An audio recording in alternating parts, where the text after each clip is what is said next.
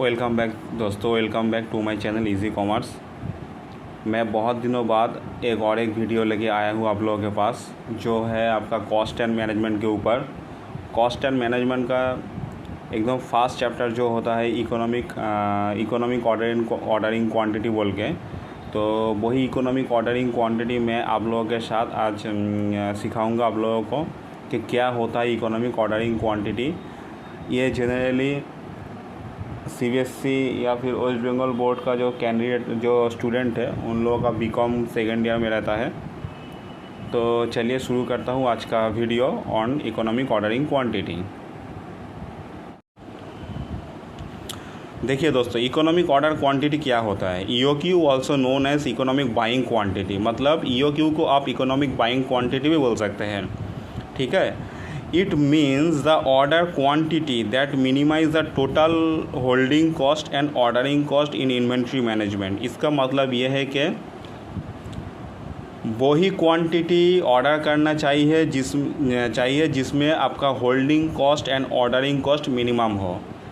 ठीक है, देखिए बात यह है कि कोई भी एक मैन्युफैक्चरर जो आपका मैन्युफैक्चरिंग के काम में एंगेज है, जो कोई प्रोडक्शन कर रहा है, तो उसका तो अपना स्टोर हाउस होता है या फिर अपना वेयर हाउस होता है जहाँ पे वो अपना रॉ मटेरियल को स्टोर करता है। ठीक है, तो ये रॉ मटेरियल स्टोर करने का भी एक साइंटिफिक वे है, ये भी एक साइंटिफिक मैनेजमेंट है। क्योंकि अगर जो ज़्यादा कम रॉ मटेरियल स्टोर करेगा अपना वेयर हाउस में, तो उसका प्रोडक्शन रुक जाएगा, उसका प्रोडक्शन हैम्पर होगा, तो इससे भी नहीं चलेगा। अगर ज़्यादा रॉ मटेरियल स्टोर करेगा तो उसका ज़्यादा रॉ मटेरियल स्टोर होगा तो क्या होगा, उसका प्रोडक्शन में जितना लगेगा उससे ज़्यादा रॉ मटेरियल उसका वेयर हाउस में पड़ा रहेगा, वो रॉ मटेरियल का मेंटेनेंस का खर्चा ज़्यादा होगा।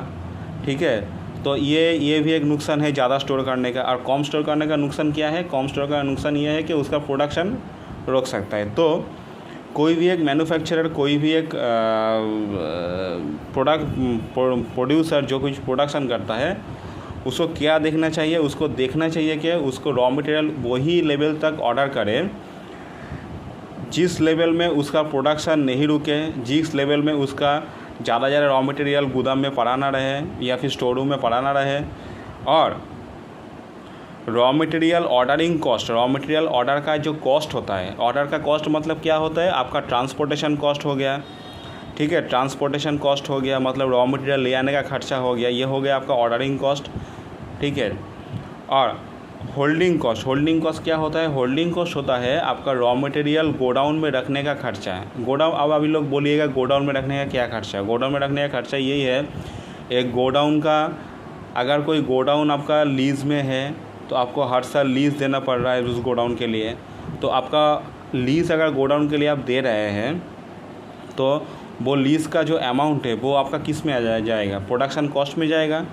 ठीक है, तो आपका रॉ मटेरियल का कॉस्ट में वो वाला कॉस्ट ऐड हो जाएगा। और होल्डिंग कॉस्ट क्या होता है, और होल्डिंग कॉस्ट होता है आपका वेयर हाउस में आपका जो इलेक्ट्रिसिटी खर्च होता है, और जो अदर एम्प्लॉय वहाँ पे इन्वॉल्व है रॉ मटेरियल को देखभाल करने के लिए, उसका जो सैलरी है वजह से जो है वो सब आपका रॉ मटेरियल का कॉस्ट में जाएगा। तो ये सब हो जाता है आपका होल्डिंग कॉस्ट। ठीक है, तो होल्डिंग कॉस्ट और ऑर्डरिंग कॉस्ट क्या बोला था, ट्रांसपोर्टेशन कॉस्ट। तो ये सब कॉस्ट जहाँ पे मिनिमम होगा वही होगा आपका इकोनॉमिक ऑर्डरिंग क्वांटिटी। मतलब एक मैन्युफैक्चरर उतना अमाउंट ऑफ क्वांटिटी गुड्स में ऑर्डर करेगा जिसमें उसका ऑर्डरिंग कॉस्ट भी मिनिमम हो, उसका होल्डिंग कॉस्ट भी मिनिमम हो, उसका प्रोडक्शन भी नहीं रुकना चाहिए, और इतना ज़्यादा गुड्स भी नहीं वो लेके आएगा कि उसका प्रोडक्शन होने के बाद भी स्टोर रूम में आधा स्टोर रूम भर्ती रहे उसका रॉ मटेरियल में। ठीक है, तो इकोनॉमिक ऑर्डर क्वांटिटी ये इसलिए बहुत ज़्यादा इम्पॉर्टेंट है कि वो लेवल ऑफ गुड्स क्या होगा, वो लेवल ऑफ गुड्स क्या होगा जो ऑर्डर करने पर ये सब खर्चा एकदम मिनिमम होगा। यही होता है आपका ईओक्यू। अभी देखिए दोस्तों, ईओक्यू का एक फार्मूला होता है, जो फार्मूला यूज़ करके हम लोग ईओक्यू निकालते हैं, ईओक्यू का यूनिट निकालते हैं। तो वो फार्मूला क्या हो गया, ईओक्यू का फार्मूला हो गया EOQ equals to √2AO divided by H. ठीक है, ईओक्यू का फार्मूला क्या हो गया, EOQ equals to 2AO divided by H whole √। तो इसमें ए क्या डिनोट करता है, इसमें ए डिनोट करता है एनुअल डिमांड। मतलब एनुअल डिमांड एक मैन्युफैक्चरर को कितना क्वांटिटी रॉ मटेरियल चाहिए एक साल में, तो हो गए एनुअल डिमांड। मतलब वो एनुअली कोई चीज़ प्रोडक्शन के लिए उसको एनुअली उसका रॉ मटेरियल कितना चाहिए, तो ये ऑब्वियसली क्वांटिटी में होगा, इसलिए ब्रैकेट में क्वांटिटी लिखा हुआ है। ठीक है, तो ए क्या हो गया, ए हो गया एनुअल डिमांड, एक साल में कितना क्वांटिटी ऑफ रॉ मटेरियल लगेगा। ओ हो गया क्या, ओ हो गया ऑर्डरिंग कॉस्ट पर ऑर्डर। मतलब एक बार रॉ मटेरियल ऑर्डर देने का क्या कॉस्ट है, तो वो हो गया ओ। ठीक है, मतलब पकड़ लीजिए आप लोग, हम लोग जिसको बोलेंगे ट्रांसपोर्टेशन कॉस्ट, वही तो है आपका ऑर्डर कॉस्ट। कि एक बार रॉ मटेरियल ऑर्डर देने के लिए जो ट्रांसपोर्टेशन कॉस्ट लगता है उसको हम लोग ऑर्डर कॉस्ट बोलेंगे, order cost per order. H क्या हो गया, एज का मतलब है holding cost per unit per year. तो हम लोग होल्डिंग कॉस्ट क्या बोले थे कि कोई रॉ मटेरियल आपका स्टोर रूम में रखने का जो खर्चा होता है उसको हम लोग बोले थे होल्डिंग कॉस्ट। तो यहाँ पे हम लोग होल्डिंग कॉस्ट निकालेंगे एक एक यूनिट का एक एक साल के लिए। ठीक है, मतलब कोई भी एक यूनिट रॉ मटेरियल अगर एक साल गोडाउन में रहेगा तो उसका क्या कॉस्ट लगेगा, तो वो हो जाएगा आपका holding cost per year per unit. ठीक है, तो ईओक्यू का फॉर्मूला हो गया 2AO डिवाइड बाई एज। इसमें ए हो गया आपका एनुअल डिमांड, ओ हो गया ऑर्डर कॉस्ट पर ऑर्डर, एक बार ऑर्डर देने का कितना खर्चा है, और होल्डिंग कॉस्ट हो गया क्या, holding cost per unit per year. मतलब गोडाउन में कोई भी एक रॉ मटेरियल का कोई भी एक यूनिट अगर एक साल रहेगा तो उसके ऊपर कितना खर्चा होगा। तो ये फॉर्मूला यूज़ करके हम लोग क्या निकलेंगे, ईओक्यू मतलब इकोनॉमिक ऑर्डर क्वांटिटी। जो ऑर्डर डिमांड करने पे मेरा टोटल खर्चा जो होगा वो एकदम मिनिमम होगा। तो अभी हम लोग एक क्वेश्चन सॉल्व करेंगे ईओक्यू का फॉर्मूला यूज़ करके। तो क्वेश्चन क्या है, देखिए, from the following particulars calculate the economic order quantity. ठीक है, annual requirement 1600 unit, annual requirement 1600 unit, cost of material per unit ₹40। ठीक है, मतलब एक यूनिट ऑफ मटेरियल का खर्चा कितना है 40, पर यूनिट का खर्चा है मटेरियल का कॉस्ट है ₹40। Cost of placing and receiving one order is ₹50। मतलब ये हो गया आपका ऑर्डरिंग कॉस्ट, कोई भी एक ऑर्डर प्लेस करने का और वो गुड रिसीव करने का खर्चा कितना है, पर ऑर्डर का है 50। Annual carrying cost for inventory value 10%। मतलब एनुअल कैरिंग कॉस्ट, ये कैरिंग कॉस्ट मतलब क्या है, ये कैरिंग कॉस्ट मतलब है आपका होल्डिंग कॉस्ट। कहीं कहीं यहाँ पे आपको आप लोगों को कैरिंग कॉस्ट दिखेगा, कहीं कहीं आपको होल्डिंग कॉस्ट दिखेगा, तो ये सेम खर्चा है। ठीक है, कैरिंग कॉस्ट और होल्डिंग कॉस्ट है आपका सेम। एनुअल कैरिंग कॉस्ट या फिर होल्डिंग कॉस्ट जो मन चाहे बोलिए, एनुअल कैरिंग कॉस्ट या फिर holding cost for inventory value is 10%। मतलब 1 unit of raw material 1 year के लिए गोडाउन में रखने के लिए कितना खर्चा पड़ता है, 10%। 10% of what, 10% of cost of material per unit. ठीक है, per unit cost of material का जितना खर्चा है उसका 10% खर्चा, मतलब ₹4 होगा आपका 1 यूनिट ऑफ रॉ मटेरियल एक साल के लिए गोडाउन में रखने का खर्चा, जिसको हम लोग बोलते हैं होल्डिंग कॉस्ट या फिर कैरिंग कॉस्ट। ठीक है, तो इसको हम लोग सॉल्व करेंगे, सॉल्व करके हम लोग ईओक्यू निकालेंगे। ठीक है, चलिए निकालते हैं। कैसे निकालेंगे, देखिए,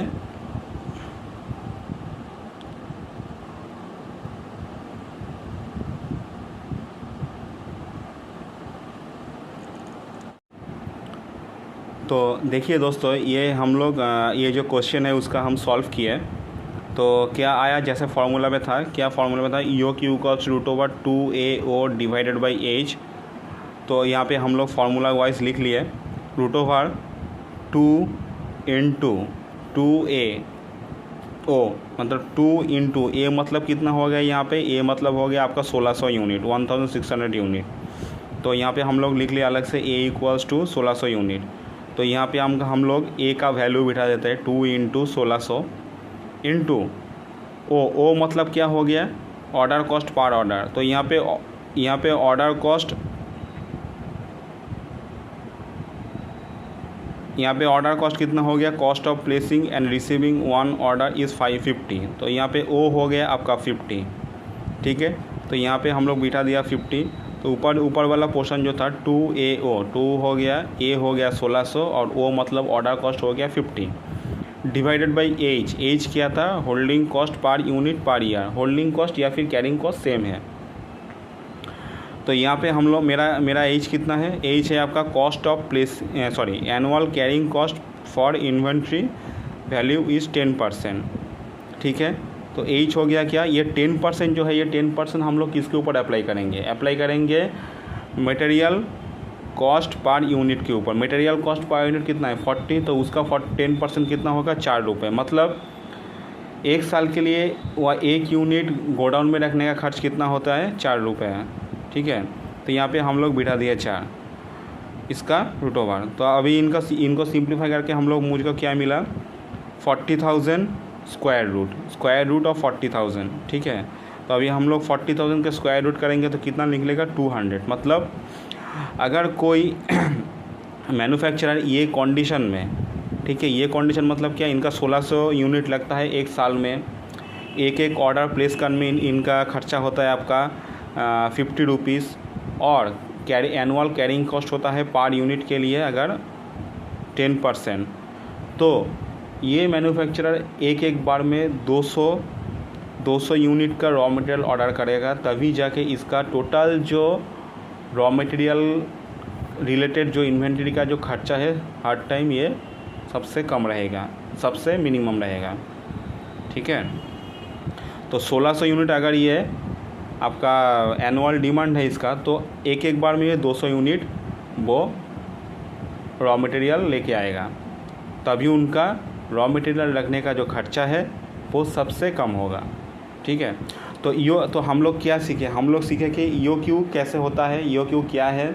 तो हम एक पूरा जिस्ट एक बार बोल देते हैं दोस्तों। EOQ का मतलब है कोई भी एक मैन्युफैक्चरर कितना क्वांटिटी ऑर्डर करेगा जिससे उसका इन्वेंट्री रिलेटेड खर्चा सबसे कम हो। इन्वेंट्री के खर्चे में क्या आता है, एक है आपका इन्वेंट्री ले आने का कॉस्ट जिसको हम लोग बोलते हैं ऑर्डरिंग कॉस्ट, जो वो बेसिकली होता है आपका ट्रांसपोर्ट कॉस्ट। एक होता है आपका ट्रांसपोर्ट कॉस्ट, ये ऑर्डर करने का जो खर्चा। एक होता है आपका कैरिंग कॉस्ट या फिर होल्डिंग कॉस्ट, मतलब वो रॉ मटेरियल को गोडाउन में रखने के लिए एक साल में पर यूनिट का जितना खर्चा है होता है वो आपका होता है कैरिंग कॉस्ट। तो वो EOQ का एक फार्मूला होता है, जो फार्मूला है आपका 2AO divide by H root over. तो यहाँ पे ए हो गया आपका एनुअल डिमांड, मतलब एक साल में वो मैन्युफैक्चरर को कितना लगेगा। ओ हो गया आपका ऑर्डर कॉस्ट पर ऑर्डर, मतलब एक बार ऑर्डर करने में कितना खर्चा लगता है। एच हो गया आपका holding cost per unit per year, मतलब कोई एक यूनिट को एक साल अगर गोडाउन में रख दिया जाए, मैक्सिमम एक साल रख दिया जाए, तो उसके ऊपर कितना खर्चा होता है, ठीक है। तो हम लोग एक क्वेश्चन देखें, जो क्वेश्चन में है क्या EOQ निकालने के लिए बोला है, और क्वेश्चन क्या है, एनुअल रिक्वायरमेंट 1600 यूनिट, मतलब एक साल में कोई एक मैन्युफैक्चरर को 1600 यूनिट का रॉ मटेरियल लगता है।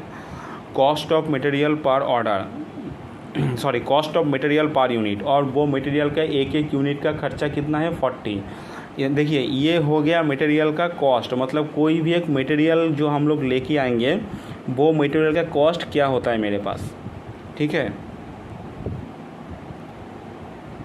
तो सपोज़ कोई एक मैन्युफैक्चरर कोई एक मैन्युफैक्चरर जो देखिए टेक्सटाइल का जिसका बिज़नेस है, जो टेक्सटाइल मैन्युफैक्चर करता है, तो उसके पास रॉ मटेरियल क्या होगा, उसके पास रॉ मटेरियल होगा आपका थ्रेड, मतलब सूता। तो वो सूता का जो खर्चा हो गया वो हो गया कॉस्ट ऑफ मटेरियल, ठीक है। अभी देखिए, वो cost of placing and receiving on order, मतलब वो मटेरियल ले आने के लिए एक बार में उसको 50 रुपये देना पड़ता है। और annual carrying cost for inventory value is 10%, मतलब एक साल में एक रॉ मटेरियल का एक यूनिट रखने के लिए, गोडाउन में रखने के लिए आपका खर्चा होता है, जो मटेरियल का कॉस्ट है 40 रुपीज़, उसका 10%, ठीक है। तो अभी हम लोग यहाँ पे फॉर्मूला यूज़ किया 2AO, यहाँ पे 2 बैठा दिया इनटू ए, मतलब हो गया आपका 1600 यूनिट एनुअल डिमांड। ओ मतलब हो गया आपका ऑर्डर कॉस्ट, मतलब 50 रुपीज़, डिवाइडेड बाई 4 क्या हो गया annual carrying cost for inventory value, जो हम लोग अप्लाई किया 40 रुपये के 10% मतलब 4 रुपये, यहाँ पे 4 बिठा दिया। तो यह इसको सिंप्लीफाई करके हम लोगों को अंदर वाला पोर्शन क्या मिला 40,000। तो अभी 40,000 के रूट ओवर करेंगे तो क्या मिलेगा 200 यूनिट। मतलब ये मैन्युफैक्चरर जिसका एक साल में 1600 यूनिट लगता है रॉ मटेरियल, उसको एक बार में 200 यूनिट ऑर्डर करना चाहिए, क्योंकि ये 200 यूनिट ऑर्डर करने से उसका इन्वेंटरी का जो टोटल खर्चा होगा वो सबसे कम होगा। चलिए दोस्तों, और दो चीज़ हम लोग यहाँ पे देखेंगे कि number of times order in a year. मतलब ये जो 1600 यूनिट इनका रिक्वायरमेंट था और 200 यूनिट ये इसका EOQ निकला, तो इसको एक साल में कितना बार ऑर्डर देना पड़ेगा।